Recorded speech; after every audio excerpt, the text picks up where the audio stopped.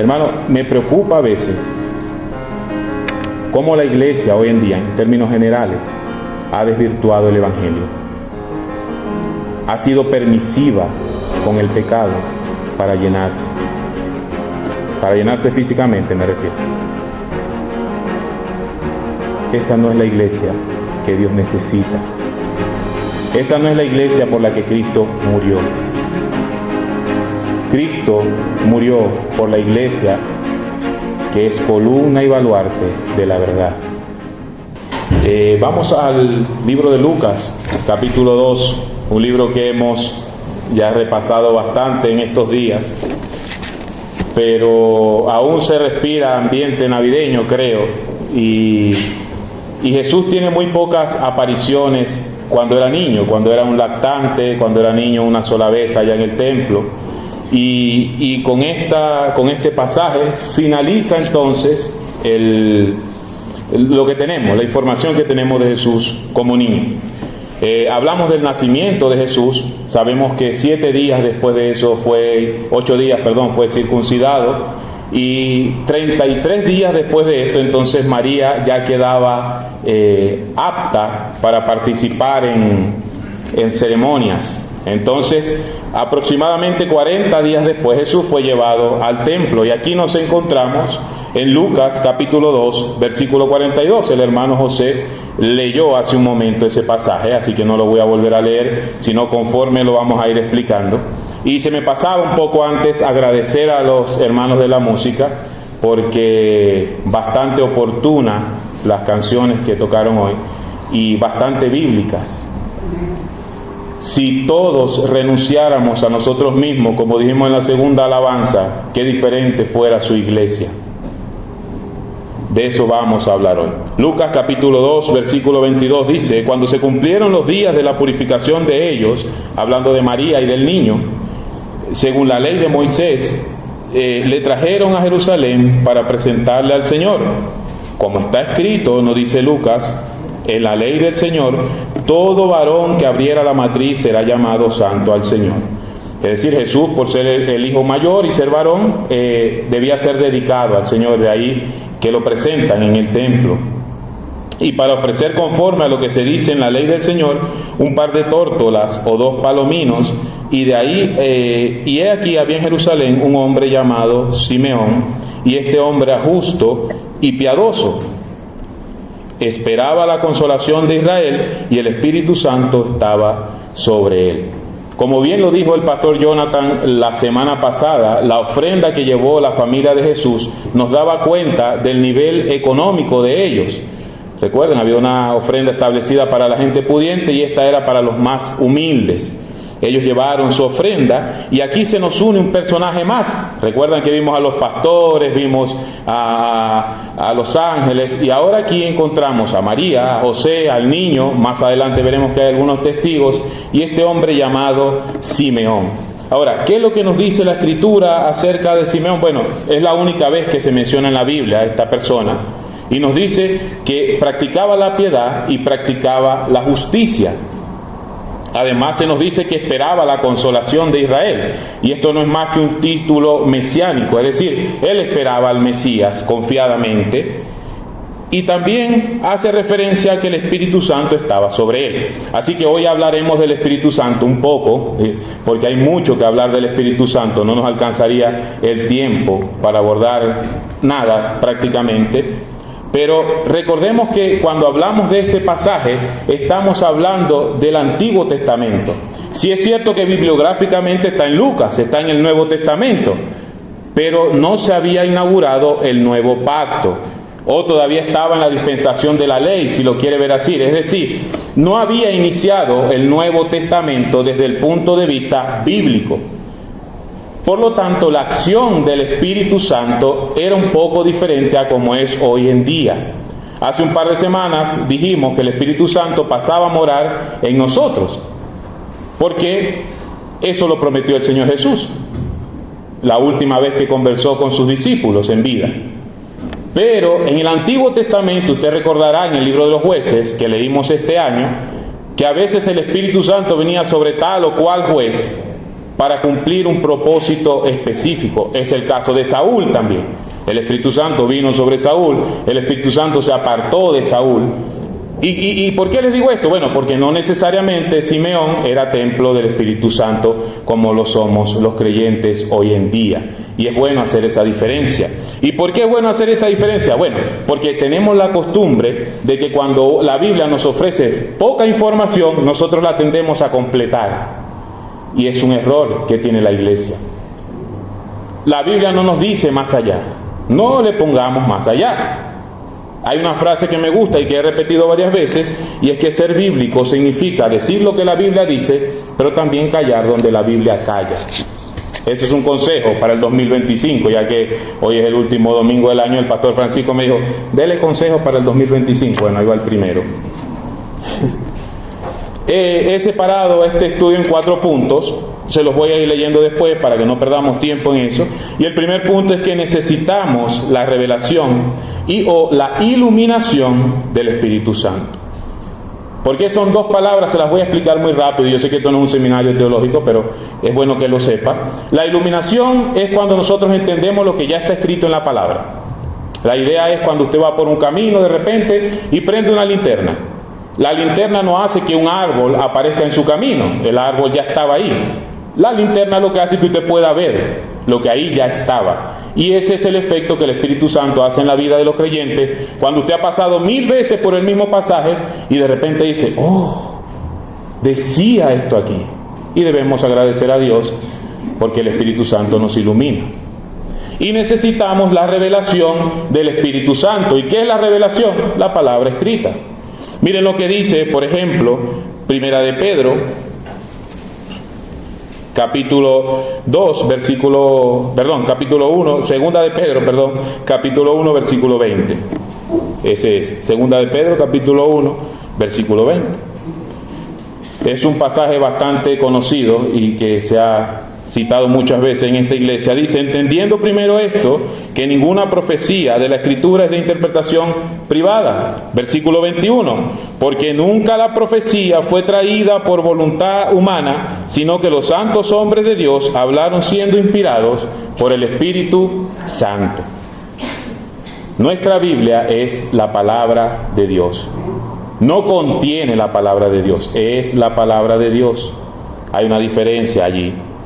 Y entonces yo me pongo a pensar, porque dice el versículo 26 de Lucas capítulo 12, que es el pasaje donde estamos, vuelva por favor allá, Lucas capítulo 2, versículo 26, dice que, y le había sido revelado por el Espíritu Santo, recuerden que estamos hablando de Simeón, ese personaje que aparece allí, a él le había sido revelado por el Espíritu Santo que no vería la muerte antes de que viese al ungido del Señor. La pregunta es, el otro día estaba estudiando qué pasaba en el tiempo de Jesús en Jerusalén. Mis hermanos, había miles, literalmente, miles de expertos en la Escritura, miles de expertos en el Antiguo Testamento. Y si usted va sumando desde el primer domingo de diciembre, son muy poquitas las personas que dijeron, este niño es el Mesías. Este niño que ha nacido es el Salvador.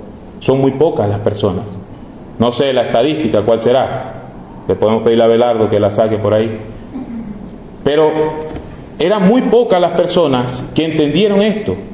Y la pregunta es, ¿cuál es la diferencia entre el resto de la gente y los que entendieron esto? Y el versículo 26 lo dice, le había sido revelado por el Espíritu Santo. La diferencia entre los que entendemos que Jesucristo es el Señor, Jesucristo es el Hijo de Dios y es Dios hecho hombre, es que el Espíritu Santo le plació revelarnos esa maravillosa verdad. Y eso no debe causar más nada en nosotros que gratitud hacia Dios. No hay ninguna persona en la historia que pueda reconocer a Cristo como Señor y Salvador sin que el Espíritu Santo haya hecho la obra en él. Esa es la verdad. Cristo no es encontrable, no es ubicable por medio del intelecto. En la iglesia del primer siglo nacieron los gnósticos, el gnosticismo. Ellos decían que con la sabiduría se podía llegar a la salvación. El problema es que está al revés la ecuación, porque la sabiduría es resultado de la salvación. ¿Cuál es el principio de la sabiduría? El temor a Jehová. No es al revés. Con sabiduría no llego. Mire lo que pasa, vamos por favor a nuestra Biblia, Mateo, capítulo 16, versículo 15. Mateo 16 y versículo 15. Para que se ponga en contexto, Jesús ya había alcanzado cierta fama predicando y haciendo milagros. Y el pueblo empezó a preguntarse, ¿y quién es este que hace milagros? Y como lo que tenían eran los profetas del Antiguo Testamento, algunos creían que Jesús era Juan el Bautista, otros creían que era un profeta del Antiguo Testamento, incluso Elías. Y los discípulos fueron y le dijeron, Señor, ¿sabe usted que la gente está diciendo que usted es un profeta del Antiguo Testamento? Y mire que Jesús nos dice, vayan, reclámenle, ¿no? Él se preocupa por su rebaño. ¿Y ustedes? ¿Quién dice que soy yo? Y dice que respondió Simón Pedro, siempre Pedro de primero, tú eres el Cristo, el Hijo del Dios viviente. Y dice el versículo 17, entonces le respondió Jesús, bienaventurado eres, Simón, hijo de Jonás, porque esto no te lo reveló ni carne ni sangre, sino mi Padre que está en el cielo. Usted con su sabiduría no va a encontrar a Cristo. Necesita la obra del Espíritu Santo en su vida. Vamos a los Corintios, primera carta de Pablo a los Corintios, y deje marcado Lucas capítulo 2 porque es nuestro texto base. Primera a los Corintios capítulo 2 versículo 12, ahí en sus Biblias. Y Pablo divide aquí a las personas en dos grupos, básicamente. A esperar un poquito que lleguen todos. Muy bien, primero a los Corintios capítulo 2 versículo 12, vemos que hay dos grupos de personas. Primer grupo, dice el apóstol Pablo, inspirado por el Espíritu Santo, ya lo dijimos. Y nosotros no hemos recibido el espíritu del mundo. ¿A quién se refiere con nosotros? A la iglesia. Sino el espíritu que proviene de Dios, para que sepamos lo que Dios nos ha concedido. Siempre que veo personas por la calle viviendo una vida separada de Dios, yo le digo a la gente que mi pelea no es con ellos, mi pelea es con el jefe de ellos. Yo debo orar, debo predicar la palabra para que ellos crean, para que el Espíritu Santo los bendiga de tal forma que puedan reconocer al Cristo de las Escrituras. Sigue diciendo el pasaje, lo cual también hablamos, no con palabras enseñadas por sabiduría humana, sino con las que enseña el Espíritu, acomodando lo espiritual a lo espiritual. Y el otro grupo de personas, recuerden, habían dos grupos de personas, ya vimos el primero, el segundo grupo, versículo 14. Pero el hombre natural no percibe las cosas que son del Espíritu de Dios. Es imposible, humanamente inalcanzable. Porque para él son locura y no las puede entender porque se han de discernir espiritualmente. José oraba por las visitas. Yo quiero ser un poquito más específico y más explícito con las visitas. Si usted no nace del Espíritu Santo, es decir, si no es regenerado, creado nuevamente, una nueva criatura, de modo que si alguno está en Cristo, nueva criatura es. He aquí todo es hecho nuevo, las cosas viejas pasaron. Es necesario nacer de nuevo, la famosa conversación entre Jesús y, al propósito, un conocedor, un rabino de su época, que era Nicodemo. En Juan capítulo 3, Nicodemo le pregunta, Señor, ¿cómo hago para ir al cielo? Y Jesús le dice, bueno, de cierto te digo, que el que no naciere del agua y del Espíritu no puede entrar en el reino de Dios. Esto es súper claro. Aquí no hay medias tintas. Jesús está siendo totalmente claro. Porque lo que es nacido de la carne, carne es, y lo que es nacido del Espíritu, Espíritu es. Ahora, ¿cómo nosotros nacemos de nuevo? Si usted tiene la inquietud en su corazón de hacerlo, ya empezó bien, ya va por un buen camino. Ahora debe pedir a Dios que el Espíritu Santo le muestre su pecado. Hay una ilustración que por tema de tiempo no le voy a dar, pero debe rogar a Dios que el Espíritu Santo le muestre su pecado. Juan capítulo 16, versículo 7. Vamos a leerlo juntos, por favor. Vayan a Juan. Si tiene marcado Lucas 2, está cerquita. Juan capítulo 16, versículo 7. Jesús se está despidiendo de sus discípulos. Imagínense solamente aquel momento. 3 años viviendo con el Señor. Y en un momento Jesús le dice, me tengo que ir. Llegó el momento, me van a llevar preso. Y probablemente no, voy a morir. Y ya no estaré más con ustedes. Ellos se sintieron tristes, se sintieron solos, se sintieron abandonados. Y Jesús le dice, pero yo les digo la verdad, Juan capítulo 16, versículo 7, os conviene que yo me vaya, porque si no me fuera, el Consolador no vendría a vosotros, mas si me fuere, os los enviaré. El Consolador es el Espíritu Santo, el ayudador, el Paracletos en griego. Era el que iba a venir a acompañar la iglesia en su día a día. Iglesia, ¿estamos haciendo uso de esa bendición?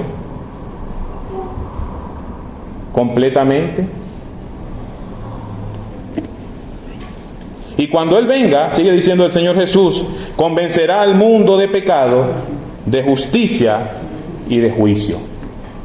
Es el Espíritu Santo de Dios el que detiene la marcha y nos dice, un momento, esto está mal.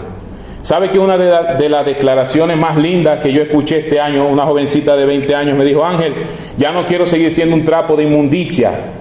Así me dijo. Ya no quiero seguir pecando porque estoy ofendiendo a Dios. ¿Qué hago para dejar de hacerlo? Ella entendió lo que es la salvación. ¿Ella lo entendió? Pide a Jesús que te ayude. Yo no puedo hacer nada ahí. Es el Espíritu Santo el que te convenció y Él te puede ayudar. Pero ahí está la verdadera conversión. ¿Saben por qué hay tantas falsas conversiones en la iglesia? Porque no se le dice a la gente que es pecadora. Se le dice, está triste, pasa para acá, oro por ti, ahora eres salvo. Esa no es la salvación. La persona tiene que arrepentirse de sus pecados. Juan el Bautista predicaba y decía, arrepentidos porque el reino de los cielos se ha acercado y el hacha está puesta sobre la raíz. Jesús le dijo a los fariseos, son unos sepulcros blanqueados, porque se visten lindo, su uniforme de trabajo, su vestidura es muy linda, pero por dentro están podridos. Mi hermano, si usted tiene al Espíritu Santo, y los que anotan, esta es una enseñanza práctica, si usted tiene al Espíritu Santo en su vida, provea para el Espíritu. Y los que tienen un tiempo en la iglesia saben a lo que me refiero. No proveamos para la carne, sino para el Espíritu. Desarrolle las disciplinas espirituales en su vida para que el Espíritu Santo se robustezca dentro de usted y Él pueda dominar sus impulsos. Y si usted no es hijo de Dios, si usted no ha creído en Cristo como Señor y Salvador, pídale al Espíritu Santo que le muestre su pecado. Pídale que le muestre que está yendo en el camino equivocado. Usemos una ilustración de una autopista. Tomó la salida equivocada y está pagando TAC, mucho, pero no va a donde tiene que ir. Y con respecto a esto, el segundo punto es que debemos dejarnos guiar por el Espíritu Santo. ¿Sabe, hermano de la iglesia, TVB? Si usted ha pedido al Espíritu Santo que se manifieste en su vida, pero no lo obedece, es como comprar un mapa y guardarlo en la guantera. Bueno, eso es muy antiguo. Es como prender el Waze y no mirarlo. Usted tiene una herramienta poderosa. Dios está morando en su vida. Tiene el fruto del Espíritu morando consigo. Pero si usted no obedece, si usted está en rebeldía, no vale de nada. Mire lo que dice el versículo 27 de Lucas capítulo 2. Lucas capítulo 2, versículo 27. Recuerde que estamos viendo la historia de Simeón. Para que no nos perdamos. Dice el versículo 27, y movido por el Espíritu vino al templo. Él no vino porque él quiso. Miren, yo pensaba, ¿qué pensaría Simeón en su mente? ¿No? Veía la profecía, tú Belén de Efrata, no eres la más pequeña de las tribus de Judá. Bueno, van a ser en Belén. ¿Será que me voy a Belén? Decía Simeón. O pensaba también en Abraham. Abraham ya siendo viejito, Sara siendo viejita, su esposa, Dios le dijo, yo les voy a dar una descendencia y va a ser incontable como las estrellas y bendecirán la tierra y la humanidad entera de su descendencia. Pero ¿cómo, Señor, siendo viejitos? Y Abraham dijo, bueno, yo voy a ayudar a Dios a cumplir su promesa. Y esa decisión de Abraham hasta hoy tiene repercusión. Si no, vaya a la Franja de Gaza y vea lo que está pasando. El maravilloso plan de Sara y Abraham causó una catástrofe. Dejémonos guiar por el Espíritu Santo. El hecho de que Simeón hizo caso al Espíritu Santo porque él sabía que era en Belén. ¿Y por qué no fue a Belén? Porque el Espíritu Santo le dijo, ve al templo. Y obedeciendo al Espíritu Santo, tuvo el maravilloso momento, la maravillosa experiencia de tener al niño en sus brazos. ¿Lo ve así? Si este hombre hubiera obedecido su lógica, no hubiera visto a Dios encarnado. Muchas de nuestras propias posiciones no nos dejan contemplar la plenitud de Cristo. Si a usted le gusta estudiar la Biblia, es un error ir a estudiar la Biblia con las doctrinas en su cabeza, es un error.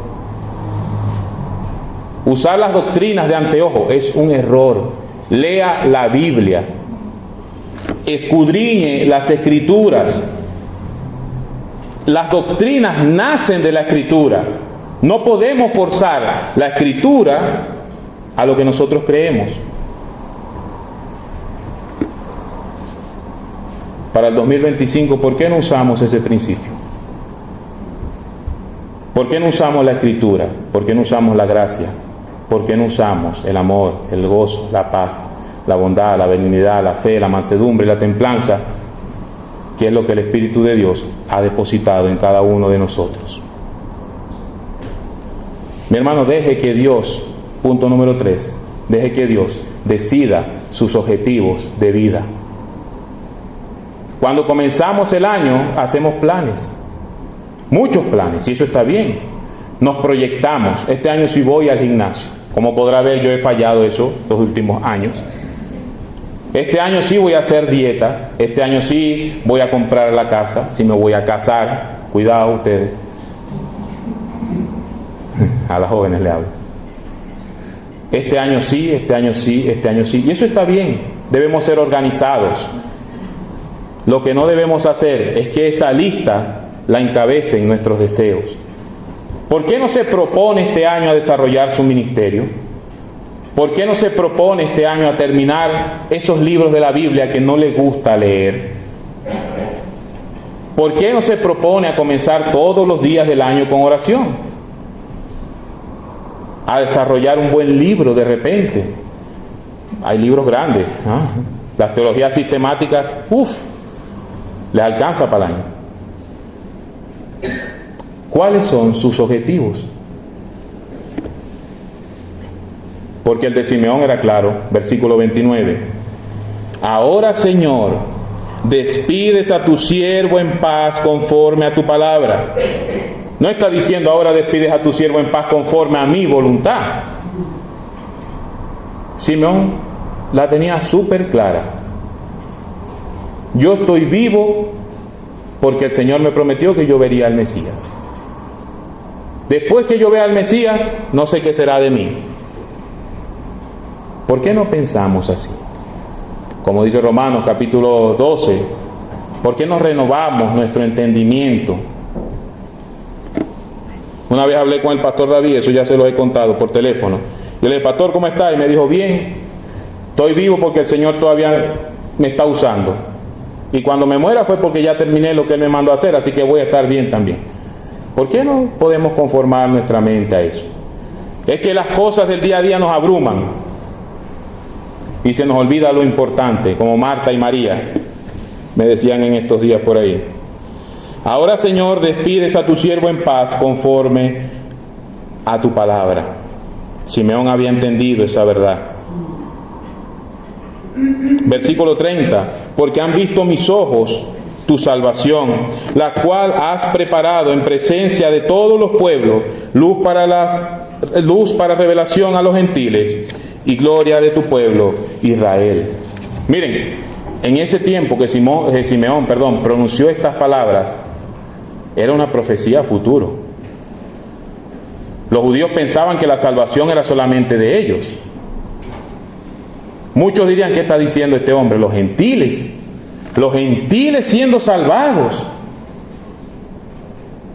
porque no habían estudiado la Escritura sin alguna preposición mental, y el Espíritu Santo no se las había revelado, y esa es la verdad. La salvación es el plan de Dios, el cual Él preparó para todas las naciones. Pero esto es una revelación maravillosa. Mire lo que dice Gálatas capítulo 3, versículo 28. Lo voy a leer porque ya estoy un poquito atrasado en el tiempo. Gálatas 3, 28. Ya no hay judío, ni gentil, ni esclavo, ni libre, ni hombre, ni mujer, porque todos ustedes son uno en Cristo Jesús. A veces los políticos, sociólogos y toda esta gente que estudia la psicología y todo eso, dicen que las religiones dividen. Probablemente es verdad, pero Cristo unifica. Ya no son salvos unos y otros no. Ahora todos somos salvos, hijos de Dios. El que deposita su confianza en Cristo tiene un lugar a su lado eternamente. Mire, el apóstol Pablo fundó no sé cuántas iglesias, no sé cuántos miles de kilómetros, no sé cuántos convertidos. ¿Y sabe dónde está el apóstol Pablo? Al lado del ladrón de la cruz, que solamente estuvo unos minutos con Jesús. Porque no hay diferencia. La gracia es gracia.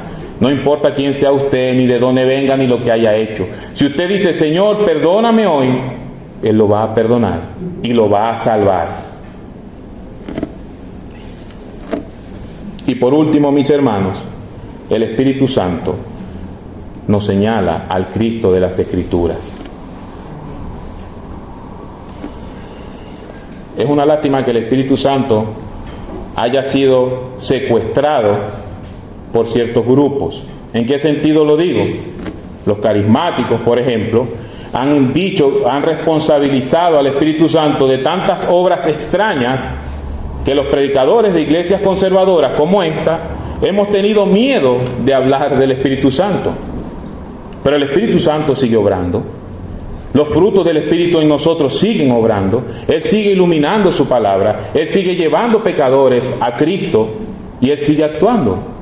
Si nosotros dejamos que esta iglesia sea movida por el Espíritu Santo, si oramos por eso y si buscamos eso, el Señor nos va a bendecir tremendamente.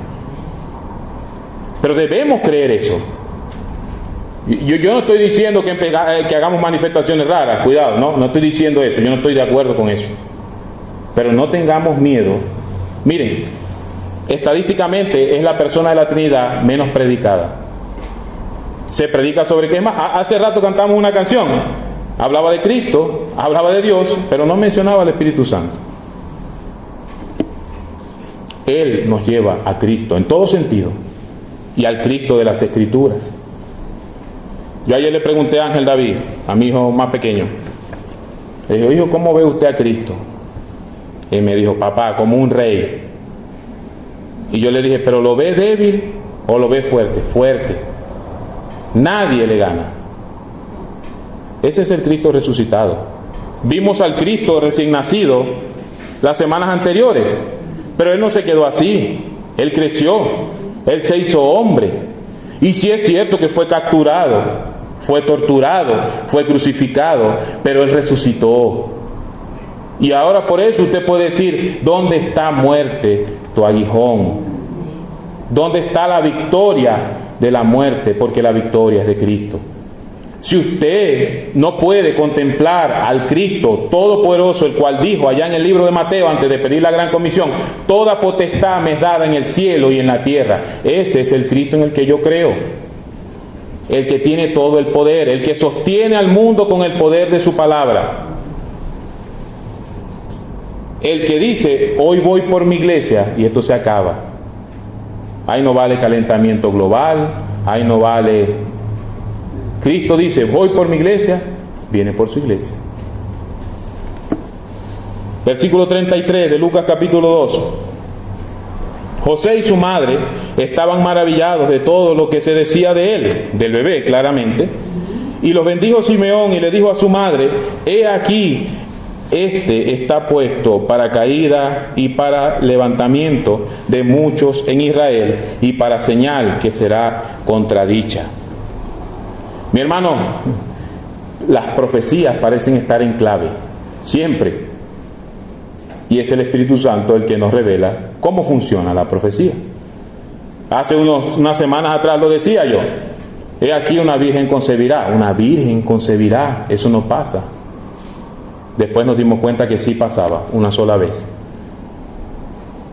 Y dará a luz un niño y será su nombre Dios con nosotros. Un niño, Dios. Esas profecías nadie las hubiera acertado si no hubiera estado el Espíritu Santo con él. Y la evidencia está en la Biblia. Es Primera de Pedro capítulo 2 versículo 4. Gracias, hermano Alejandro, por prestarme su Biblia. Dice: acercaos pues a él, piedra viva desechada ciertamente por los hombres, mas para Dios escogida y preciosa. Vosotros también, como piedras vivas, sed edificados como casa espiritual y sacerdocio santo para ofrecer sacrificio. Y ahí vamos al versículo 6, pero del capítulo 2. Muchas gracias. Por lo cual también contiene la Escritura: he aquí pongo en Sión la piedra principal, piedra del ángulo, escogida y preciosa. Y escuche bien: y el que creyere en él no será avergonzado. Mi hermano, esto es para ustedes, iglesia del Señor. Para vosotros, pues los que creéis, Él es precioso. Pero para los que no creen, la piedra que desecharon los edificadores ha venido a ser la cabeza del ángulo. Y mire lo que dice el versículo 8. Y piedra de tropiezo y roca que hace caer, porque tropiezan en la palabra, siendo desobedientes, a lo cual fueron también destinados. Así se cumple esa profecía de Simeón. El que se para sobre la roca que es Cristo está firme eternamente. Pero el que no tiene nada que ver, choca con esa roca. Quiero darles una última visión del Cristo de las Escrituras para finalizar. No se preocupe, aquí.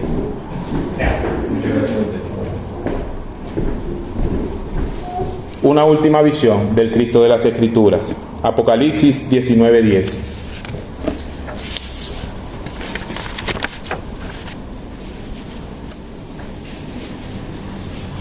Recuerde, mi hermano, que todo lo que está escrito, y también amigos que nos visitan, que todo lo que está escrito en la Biblia fue el Espíritu Santo que sopló sobre hombres que hicieron la parte mecánica, es decir, escribieron lo que el Espíritu Santo les dijo. Apocalipsis 19:10. Miren esta visión que tuvo Juan. Yo me postré a sus pies para adorarle. Juan estaba en el cielo, según su visión, y se postró a los pies de un ángel. Y mire lo que dice: y él me dijo, mira, no lo hagas, yo soy consiervo tuyo y de tus hermanos, que retienen el testimonio de Jesús. Adora a Dios. Él está diciendo, cuidado, solamente a Dios hay que adorar, porque el testimonio de Jesús es el espíritu de la profecía. Entonces vi el cielo abierto, y comienza Juan a describir una visión maravillosa. Y he aquí un caballo blanco, y el que lo montaba se llamaba Fiel y Verdadero, y con justicia juzga y pelea. No es un pobre Jesús. No es un Jesús crucificado, llorando por ahí, viendo a ver quién lo mira. Es nuestro Salvador y Señor, que va a proteger a su esposa, y que dijo que ni las puertas del Hades iban a prevalecer contra la iglesia. Un Jesús sin poder, un Jesús sin fuerza, sin reinado, sin gobierno, no puede prometer eso. Ese es el Jesús de las Escrituras. Sus ojos eran como llama de fuego, y había en su cabeza muchas diademas, y tenía un nombre escrito que ninguno conocía sino él mismo. Versículo 13, estaba vestido con una ropa teñida de sangre y su nombre es el Verbo de Dios. Y mire usted cuál es el Jesús de la Escritura. Y los ejércitos celestiales, vestidos de lino fino, blanco y limpio, le seguían en caballos blancos. Y de su boca sale una espada aguda para herir con ella a las naciones. Y él las regirá con vara de hierro, y él pisa el lagar del vino del furor de la ira de Dios Todopoderoso. Y en su vestidura y en su muslo tiene escrito el nombre Rey de Reyes y Señor de señores.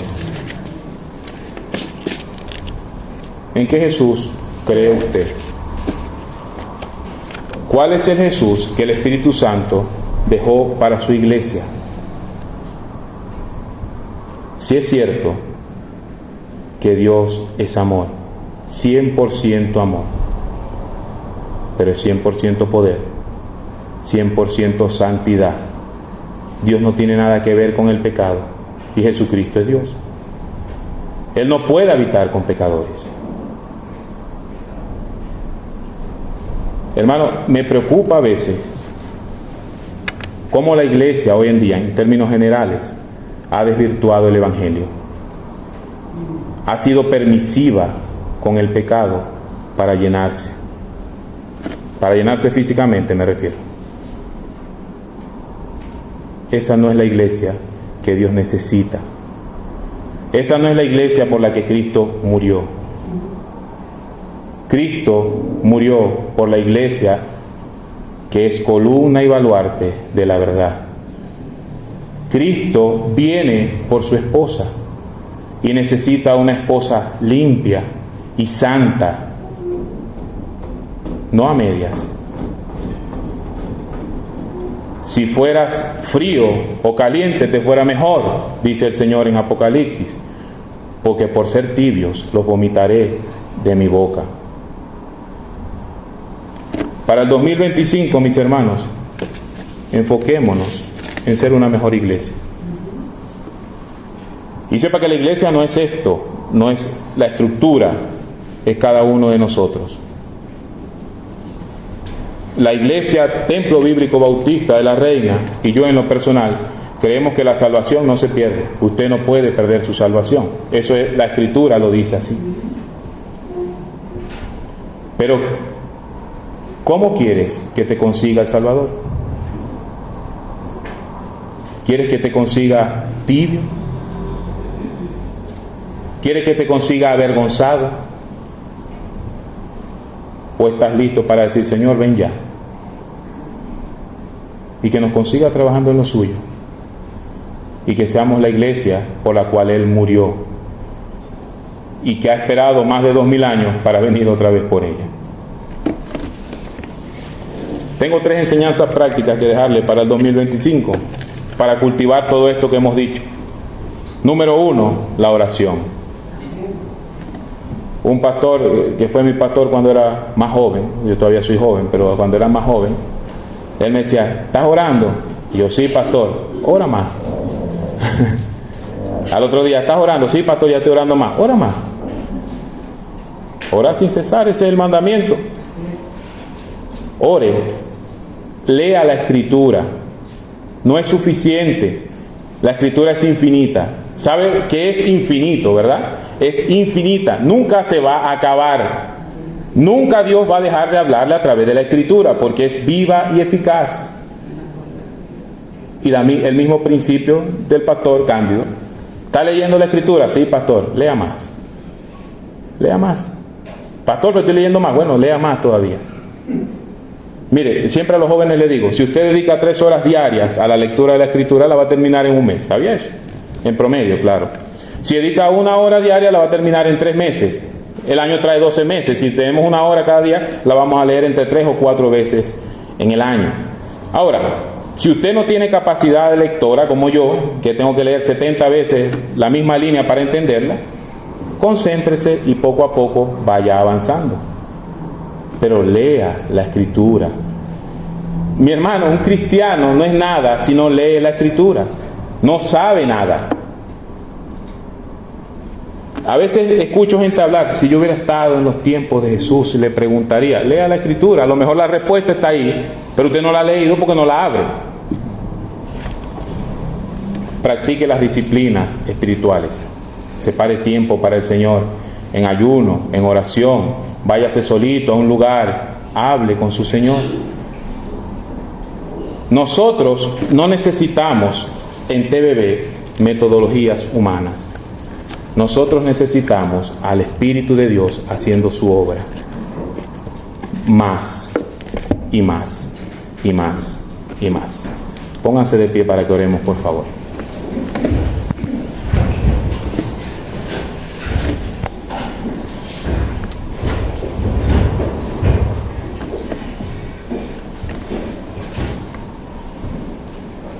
Señor, muchísimas gracias, Padre. Muchísimas gracias, Dios, porque nos ha dejado su palabra. Nos ha dejado su palabra, que es la palabra profética más segura. Señor, ahora le pido que nos dé convicción para estar convencido a plenitud que es nuestro manual de vida, y que todo dentro de ella es de provecho. Pero también le pido, Señor, un temor ferviente para no caminar fuera de ella. Manténganos en la palabra. Señor, quiero darle gracias esta mañana por Jesús,